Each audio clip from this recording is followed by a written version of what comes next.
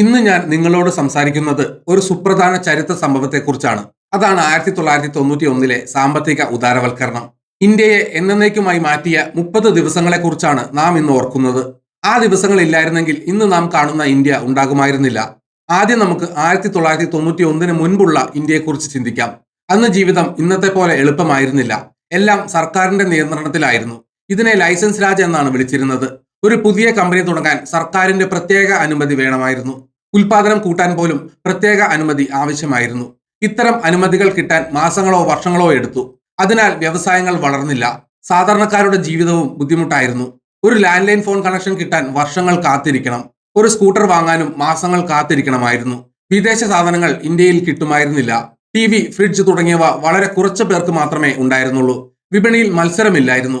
അതിനാൽ സാധനങ്ങൾക്ക് ഗുണനിലവാരവും കുറവായിരുന്നു. സമ്പദ് വ്യവസ്ഥ വളരെ പതുക്കെയാണ് വളർന്നത്. 90കളുടെ തുടക്കത്തിൽ ഇന്ത്യ ഒരു വലിയ പ്രതിസന്ധിയിലായി. ഗൾഫ് യുദ്ധം അതിനൊരു പ്രധാന കാരണമായി.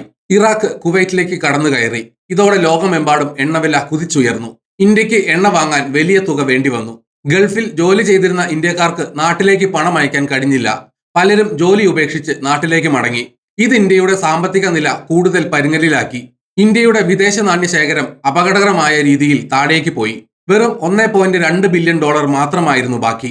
ഇത് വെറും 3 ആഴ്ചത്തെ ഇറക്കുമതിക്ക് മാത്രമേ തികയുമായിരുന്നുള്ളൂ. പെട്രോളും ഡീസലും വാങ്ങാൻ പോലും പണമില്ലാത്ത അവസ്ഥ വന്നു. വിദേശ രാജ്യങ്ങളിൽ നിന്ന് എടുത്ത കടം തിരിച്ചടയ്ക്കാൻ കഴിയാതെ വന്നു. ഇന്ത്യ പാപ്പരാക്കാൻ പോകുന്നു എന്ന് ലോകം കരുതി. ഇന്ത്യക്ക് പുതിയ വായ്പ നൽകാൻ ആരും തയ്യാറായില്ല. അന്ന് ഇന്ത്യക്ക് മുന്നിൽ വേറെ വഴിയില്ലായിരുന്നു. രാജ്യത്തെ സ്വർണം പണയം വെക്കാൻ സർക്കാർ തീരുമാനിച്ചു. സ്വിറ്റ്സർലൻഡിലെ ഒരു ബാങ്കിന് 20 ടൺ സ്വർണം വിറ്റു.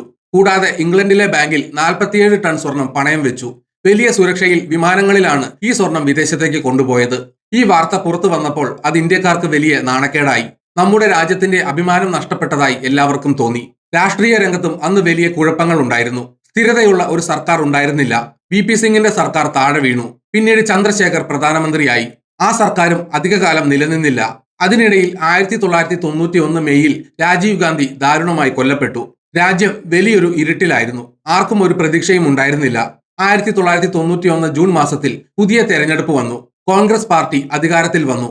PV നരസിംഹറാവു പ്രധാനമന്ത്രിയായി ചുമതലയേറ്റു. അദ്ദേഹത്തിന് മുന്നിൽ വലിയ വെല്ലുവിളികൾ ഉണ്ടായിരുന്നു. രാജ്യത്തെ രക്ഷിക്കാൻ കടുത്ത തീരുമാനങ്ങൾ എടുക്കണമെന്ന് അദ്ദേഹം മനസ്സിലാക്കി. അതിനായി അദ്ദേഹം ഒരു മികച്ച ടീമിനെ ഉണ്ടാക്കി. ധനമന്ത്രിയായി അദ്ദേഹം ഒരു രാഷ്ട്രീയക്കാരനെ നിയമിച്ചില്ല. പകരം പ്രഗത്ഭനായ സാമ്പത്തിക വിദഗ്ധൻ ഡോക്ടർ മൻമോഹൻ സിംഗിനെ ആ സ്ഥാനത്തേക്ക് കൊണ്ടുവന്നു. മൻമോഹൻ സിംഗ് അന്ന് യൂണിവേഴ്സിറ്റി ഗ്രാന്റ്സ് കമ്മീഷന്റെ ചെയർമാനായിരുന്നു.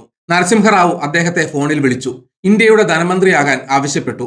അതൊരു ചരിത്രപരമായ തീരുമാനമായിരുന്നു. നരസിംഹറാവു മൻമോഹൻ സിംഗിന് പൂർണ്ണ പിന്തുണ നൽകി. രാജ്യത്തെ രക്ഷിക്കാൻ എന്തും ചെയ്യാൻ അനുവാദം നൽകി. അങ്ങനെ ജൂലൈ മാസം ഇന്ത്യയുടെ ചരിത്രം മാറ്റി എഴുതാൻ തുടങ്ങി. വെറും 30 ദിവസങ്ങൾക്കുള്ളിൽ അതിവേഗത്തിലുള്ള മാറ്റങ്ങൾ സംഭവിച്ചു. ജൂലൈ 1 ആദ്യത്തെ വലിയ പ്രഖ്യാപനം വന്നു. റിസർവ് ബാങ്ക് ഓഫ് ഇന്ത്യ രൂപയുടെ മൂല്യം കുറച്ചു. വിദേശ കറൻസികൾക്കെതിരെ 9% മൂല്യം കുറച്ചത്. 2 ദിവസത്തിന് ശേഷം ജൂലൈ 3 വീണ്ടും മൂല്യം കുറച്ചു. ഇത്തവണ 11% കുറച്ചത്. അതായത് ആകെ 20% ഇടിവ്. ഇതിന് ഒരു പ്രധാന കാരണമുണ്ടായിരുന്നു. രൂപയുടെ മൂല്യം കുറയുമ്പോൾ ഇന്ത്യയിൽ നിന്നുള്ള സാധനങ്ങൾക്ക് വിദേശത്ത് വില കുറയും. അപ്പോൾ വിദേശികൾ കൂടുതൽ ഇന്ത്യൻ സാധനങ്ങൾ വാങ്ങും. അങ്ങനെ കയറ്റുമതി കൂടും. ഇന്ത്യയിലേക്ക് കൂടുതൽ ഡോളർ വരും. ഇതായിരുന്നു സർക്കാരിന്റെ ലക്ഷ്യം. ഈ തീരുമാനം വളരെ ധീരമായിരുന്നു. പലരും ഇതിനെ വിമർശിച്ചു. എങ്കിലും സർക്കാർ പിന്മാറിയില്ല. തൊട്ടടുത്ത ദിവസം ജൂലൈ 4 പുതിയ വാണിജ്യ നയം പ്രഖ്യാപിച്ചു. വാണിജ്യ മന്ത്രി P. ചിദംബരമാണ് ഇത് പ്രഖ്യാപിച്ചത്.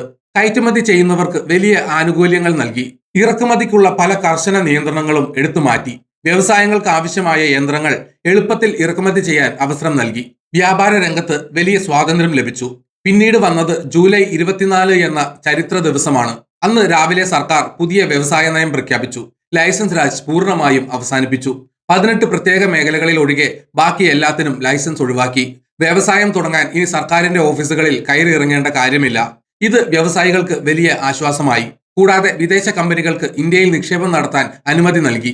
അതുവരെ വിദേശ നിക്ഷേപത്തിന് കടുത്ത നിയന്ത്രണങ്ങൾ ഉണ്ടായിരുന്നു. പുതിയ നയം വന്നതോടെ വിദേശ നിക്ഷേപ പരിധി 51% ഉയർത്തി. സാങ്കേതിക വിദ്യ കൈമാറുന്നതിനും തടസ്സങ്ങൾ ഇല്ലാതാക്കി. ഇന്ത്യയുടെ വാതിലുകൾ ലോകത്തിന് മുന്നിൽ തുറന്നിട്ടു. അതേ ദിവസം വൈകുന്നേരം മറ്റൊരു വലിയ സംഭവം നടന്നു.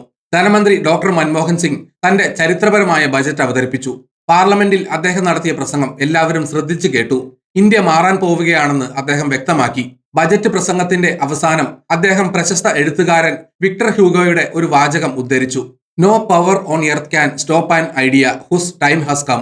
ഇതാണ് അദ്ദേഹം പറഞ്ഞത്. ഇന്ത്യ ഒരു വലിയ സാമ്പത്തിക ശക്തിയായി മാറാനുള്ള സമയം വന്നെത്തിയെന്ന് അദ്ദേഹം ലോകത്തോട് വിളിച്ചു പറഞ്ഞു. ലോകം മുഴുവൻ ആ വാക്കുകൾ കേട്ടു. ബജറ്റിൽ വലിയ മാറ്റങ്ങൾ പ്രഖ്യാപിച്ചു. ഇറക്കുമതി ചുങ്കം ഗണ്യമായി കുറച്ചു. കോർപ്പറേറ്റ് നികുതികൾ കുറച്ചു. വിപണിയിൽ സർക്കാരിന്റെ അനാവശ്യ ഇടപെടലുകൾ ഇല്ലാതാക്കി. ഈ 30 ദിവസങ്ങൾ ഇന്ത്യയുടെ മുഖച്ഛായ പൂർണ്ണമായും മാറ്റി. സ്വകാര്യ മേഖലയ്ക്ക് കൂടുതൽ പ്രാധാന്യം നൽകി. നഷ്ടത്തിലോടുന്ന സർക്കാർ കമ്പനികളുടെ ഓഹരികൾ വിൽക്കാൻ തീരുമാനിച്ചു. വിദേശ കമ്പനികൾ ഇന്ത്യയിലേക്ക് ഒഴുകിയെത്തി. പുതിയ ഫാക്ടറികൾ തുറന്നു. ലക്ഷക്കണക്കിന് പുതിയ തൊഴിലവസരങ്ങൾ ഉണ്ടായി. ജനങ്ങളുടെ വരുമാനം വർദ്ധിച്ചു. ഓരോ മേഖലയിലും ഈ മാറ്റങ്ങൾ പ്രകടമായി. വാഹന വിപണിയിൽ വലിയ മാറ്റം വന്നു. മുൻപ് അംബാസഡർ, പ്രീമിയർ പത്മിനി എന്നീ കാറുകൾ മാത്രമാണ് നിരത്തിലുണ്ടായിരുന്നത്. ഉദാരവൽക്കരണത്തിന് ശേഷം ഹുണ്ടായി, ഹോണ്ട, ഫോർഡ് തുടങ്ങിയ കമ്പനികൾ ഇന്ത്യയിലെത്തി. ആളുകൾക്ക് ഇഷ്ടമുള്ള കാറുകൾ തിരഞ്ഞെടുക്കാൻ അവസരം ലഭിച്ചു. ഇരുചക്ര വാഹനങ്ങളുടെ വിപണിയിലും വലിയ കുതിച്ചുചാട്ടമുണ്ടായി. ടെലികോം മേഖലയിലെ വിപ്ലവമാണ് എടുത്തു പറയേണ്ടത്. സർക്കാർ കമ്പനികൾക്ക് മാത്രമായിരുന്ന ഈ മേഖല സ്വകാര്യ കമ്പനികൾക്ക് തുറന്നുകൊടുത്തു. മൊബൈൽ ഫോണുകൾ സാധാരണക്കാരുടെ കൈകളിലെത്തി. കോൾ നിരക്കുകൾ കുറഞ്ഞു. ഇന്ന് ലോകത്തിൽ ഏറ്റവും കുറഞ്ഞ നിരക്കിൽ ഇന്റർനെറ്റ് ലഭിക്കുന്ന രാജ്യങ്ങളിൽ ഒന്നാണ് ഇന്ത്യ. ഇതിന് തുടക്കം കുറിച്ചത് 1991 തീരുമാനങ്ങളാണ്.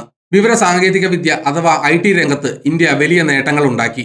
ബാംഗ്ലൂർ, ഹൈദരാബാദ്, പൂനെ, ചെന്നൈ തുടങ്ങിയ നഗരങ്ങൾ IT ഹബ്ബുകളായി മാറി. TCS, ഇൻഫോസിസ്, വിപ്രോ തുടങ്ങിയ ഇന്ത്യൻ കമ്പനികൾ ആഗോളതലത്തിൽ അറിയപ്പെടാൻ തുടങ്ങി. ലക്ഷക്കണക്കിന് യുവാക്കൾക്ക് ഉയർന്ന ശമ്പളമുള്ള ജോലി ലഭിച്ചു.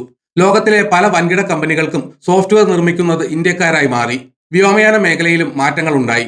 മുൻപ് എയർ ഇന്ത്യ, ഇന്ത്യൻ എയർലൈൻസ് എന്നീ സർക്കാർ വിമാനങ്ങൾ മാത്രമാണ് ഉണ്ടായിരുന്നത്. സ്വകാര്യ എയർലൈനുകൾ വന്നതോടെ ടിക്കറ്റ് നിരക്കുകൾ കുറഞ്ഞു. വിമാനയാത്ര സാധാരണക്കാർക്കും പ്രാപ്യമായി. ഇന്ന് ഇന്ത്യയിൽ നിരവധി സ്വകാര്യ എയർലൈനുകൾ പ്രവർത്തിക്കുന്നുണ്ട്. വിമാനത്താവളങ്ങളുടെ നിലവാരവും ഉയർന്നു. മാധ്യമരംഗത്തും ഉദാരവൽക്കരണം വലിയ മാറ്റങ്ങൾ ഉണ്ടാക്കി. ദൂരദർശൻ മാത്രമായിരുന്ന സ്ഥാനത്ത് നിരവധി സ്വകാര്യ ചാനലുകൾ വന്നു. കേബിൾ TV ഗ്രാമങ്ങളിൽ വരെ എത്തി. വാർത്തകളും വിനോദ പരിപാടികളും ജനങ്ങൾക്ക് എളുപ്പത്തിൽ ലഭ്യമായി. വിദേശ ചാനലുകൾ ഇന്ത്യയിൽ സംപ്രേഷണം ചെയ്യാൻ തുടങ്ങി.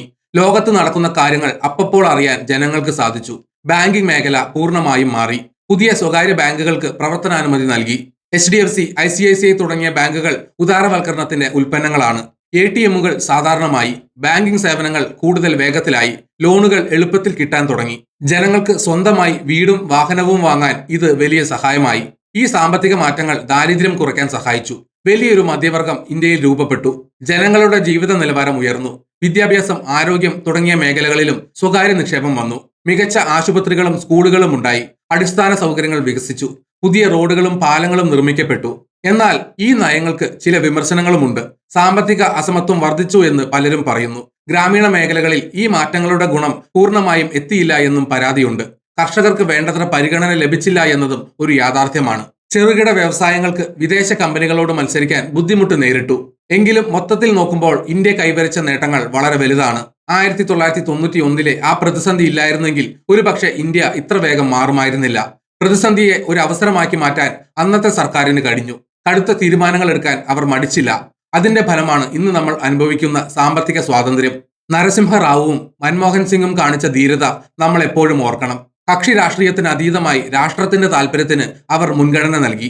ലോകത്തിന് മുന്നിൽ തലകുനിച്ചു നിന്ന ഒരു രാജ്യത്തെ അവർ രക്ഷിച്ചു. ഇന്ന് ഇന്ത്യ ലോകത്തെ ഏറ്റവും വലിയ സാമ്പത്തിക ശക്തികളിൽ ഒന്നാണ്. നമ്മുടെ GDP വലിയ നിരക്കിൽ വളരുന്നു. വിദേശ നാണ്യ ശേഖരത്തിൽ ഇന്ന് ഇന്ത്യ വളരെ മുന്നിലാണ്. മുൻപ് സ്വർണം പണയം വെക്കേണ്ടി വന്ന ഇന്ത്യ ഇന്ന് ലോകത്തിന് തന്നെ സാമ്പത്തിക സഹായം നൽകാൻ പ്രാപ്തമാണ്. ഈ മാറ്റങ്ങൾക്കെല്ലാം അടിത്തറ പാകിയത് 1991 ആ 30 ദിവസങ്ങളാണ്. ഇന്ത്യയുടെ ചരിത്രത്തിലെ ഒരു പുതിയ അധ്യായത്തിന്റെ തുടക്കമായിരുന്നു. ആധുനിക ഇന്ത്യയുടെ ശില്പികളായി നാം പലരെയും ഓർക്കാറുണ്ട്. എന്നാൽ സാമ്പത്തിക രംഗത്ത് ആധുനിക ഇന്ത്യയെ സൃഷ്ടിച്ചത് 1991 ആ തീരുമാനങ്ങളാണ്. ആ മാറ്റങ്ങളുടെ ഗുണഫലങ്ങളാണ് ഇന്ന് ഓരോ ഇന്ത്യക്കാരനും അനുഭവിക്കുന്നത്. വരും തലമുറകൾക്ക് മുന്നേറാനുള്ള വലിയൊരു വഴിയാണ് അന്ന് തുറക്കപ്പെട്ടത്. ആ ചരിത്രം നമ്മൾ ഒരിക്കലും മറക്കാൻ പാടില്ല. അത് നമുക്ക് എപ്പോഴും വലിയൊരു പാഠമാണ്. പ്രതിസന്ധികളിൽ തളരാതെ മുന്നോട്ടു പോകാൻ അത് നമ്മെ പഠിപ്പിക്കുന്നു. വീഡിയോ കണ്ട എല്ലാവർക്കും നന്ദി.